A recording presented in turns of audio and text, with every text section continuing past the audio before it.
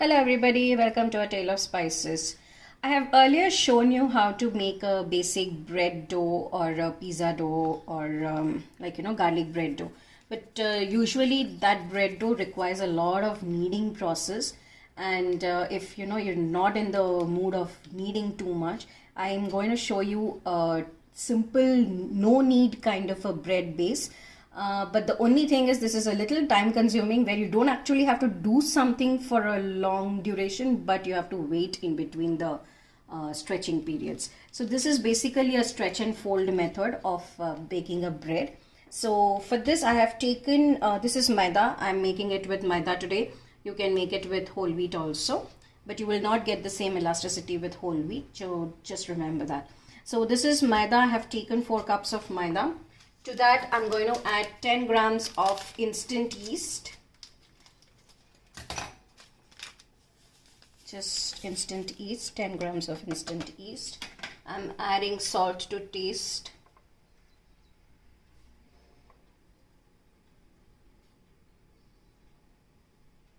Uh, 3 teaspoons of sugar.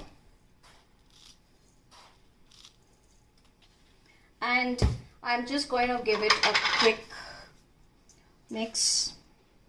You can use your hand, definitely. In fact, actually, I advise you to use your hand. Feel the food. I will use my hand to do my, mixing up a little while later.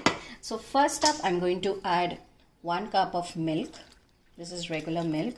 I'm just going to add 1 cup of milk. I'm going to mix it up slowly. And this is going to be a very sticky dough. This is like, almost 70% hydration dough. So it's going to be a really sticky dough. So don't worry. So I'm going to add water also. Just add water little by little. You would know how much to add. It might be close to another 1.5 cups or so of water.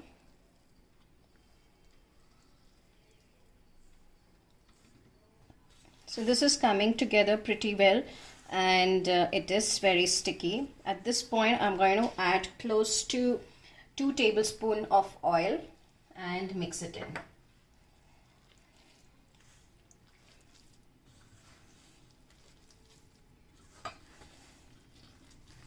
You see, this is coming up pretty good. At this time, I'm not going to do anything. I'm just going to see, it's not yet, gluten is still not formed, so it's kinds of breaks up. So I'm just going to put it here in my pan, just going to rest it for 45 minutes. Now this, after every 45 minutes, this process has to be repeated 3 times. So after 45 minutes, I'm going to show you how to do a stretch and fold method. So this is after 45 minutes. So this is going to be the first time stretch and fold. So what you have to do is you have to wet your palms a little and then just gather it from the side and lift it and fold. Press it down, turn the pan, wet, lift and fold. So you're doing it from all the 4 sides basically. So this is just lift, stretch and fold. The last side.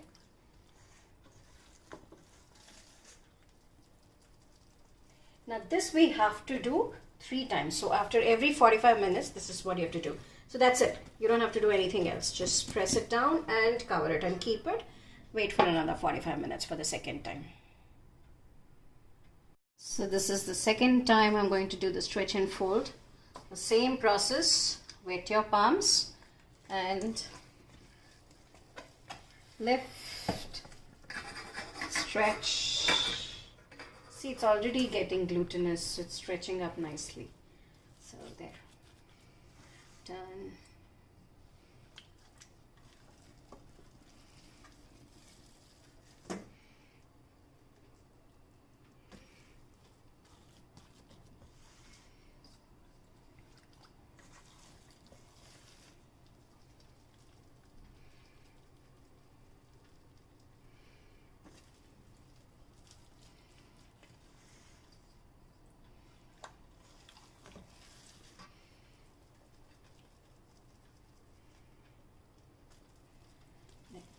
So I'm going to do this one more time, and for the fourth time I'll come back for you and show you how to take it out.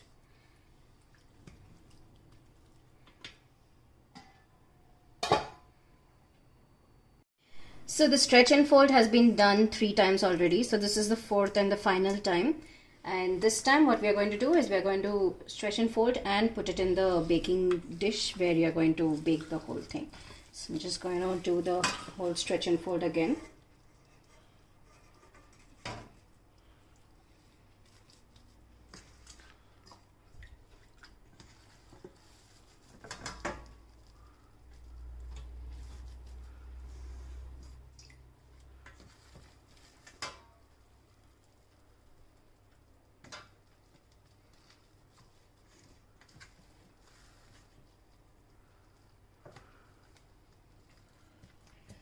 So I have here a baking dish which I have coated with oil, and I'm just going to transfer this to that and wet your palm and spread it out.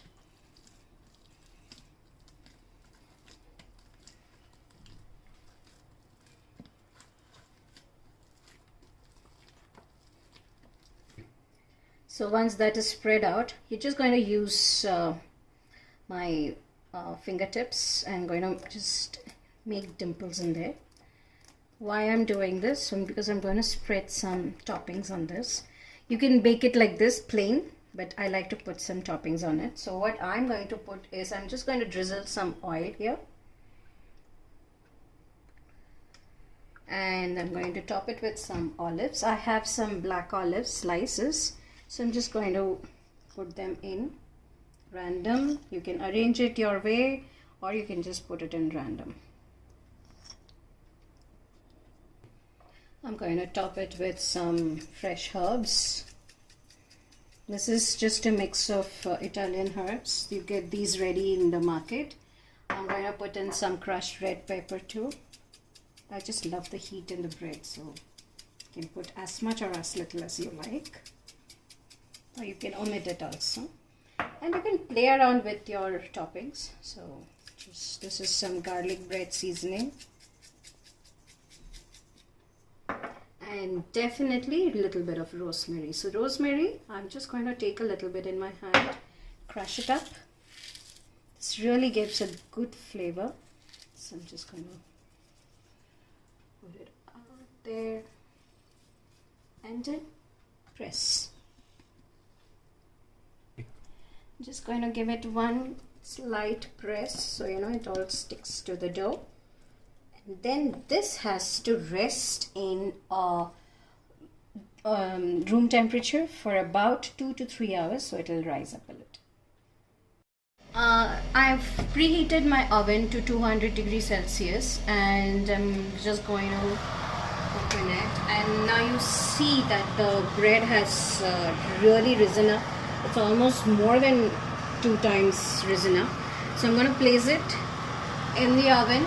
It's going to bake in 200 degrees Celsius oven for almost 30 to 40 minutes. And I have kept a bowl of hot water in the oven because this will build up the steam and it will give you a good texture of the bread.